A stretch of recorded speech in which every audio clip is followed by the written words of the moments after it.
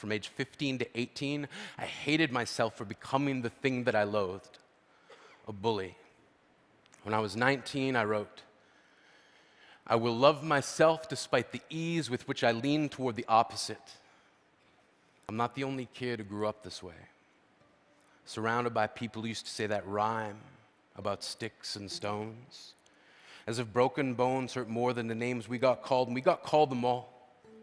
So we grew up believing no one would ever fall in love with us, that we'd be lonely forever, that we'd never meet someone to make us feel like the sun was something they built for us in their tool shed.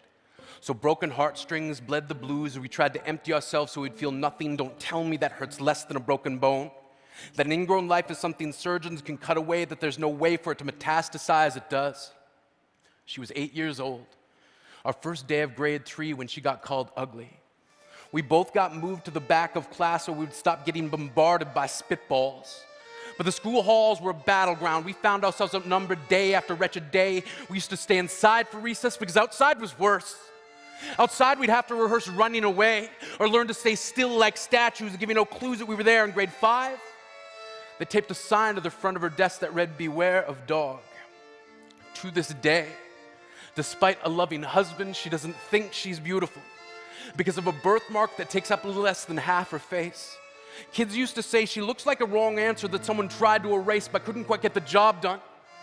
And they'll never understand that she's raising 2 kids whose definition of beauty begins with the word mom, because they see her heart before they see her skin, because she'll never always been amazing. He was a broken branch grafted onto a different family tree, adopted.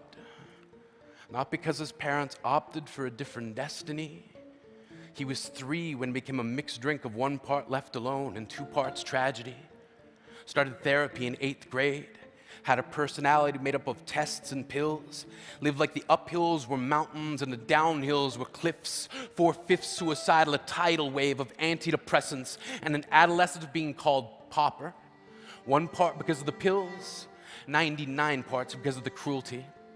He tried to kill himself in grade 10 when a kid who could still go home to mom and dad had the audacity to tell him, "Get over it."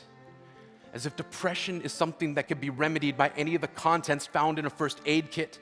To this day, he has a stick of TNT lit from both ends, could describe to in detail the way the sky bends in the moments before it's about to fall. And despite an army of friends who all call him an inspiration, he remains a conversation piece between people who can't understand. Sometimes being drug-free has less to do with addiction and more to do with sanity. We weren't the only kids who grew up this way. To this day, kids are still being called names. The classics were, "Hey, stupid," "Hey, spaz." Seems like every school has an arsenal of names getting updated every year.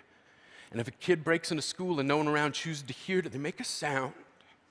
They're just background noise from a soundtrack stuck on repeat when people say things like, "Kids can be cruel." Every school was a big top circus tent. And the pecking order went from acrobats to lion tamers, from clowns to carnies, all of these miles ahead of who we were. We were freaks. Lobster claw boys and bearded ladies.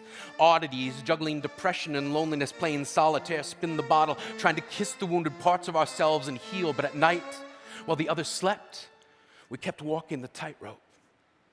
It was practice, and yes, some of us fell. But I want to tell them that all of this is just debris left over when we finally decide to smash all the things we thought we used to be. And if you can't see anything beautiful about yourself, get a better mirror, look a little closer, stare a little longer, because there's something inside you that made you keep trying despite everyone who told you to quit. You built a cast around your broken heart and signed it yourself. You signed it, they were wrong, because maybe you didn't belong to a group or a clique. Maybe they decided to pick you last for basketball or everything. Maybe you used to bring bruises and broken teeth to show and tell but never told. Because how can you hold your ground if everyone around you wants to bury you beneath it? You have to believe that they were wrong. They have to be wrong. Why else would we still be here? We grew up learning to cheer on the underdog because we see ourselves in them. We stem from a root planted in the belief that we are not what we were called. We are not abandoned cars stalled out and sitting empty on some highway. And if in some way we are, don't worry, we only got out to walk and get gas. We are graduating members from the class of we made it. Not the faded echoes of voices crying out names will never hurt me. Of course, they did. But our lives will only ever always continue to be a balancing act that has less to do with pain and more to do with beauty.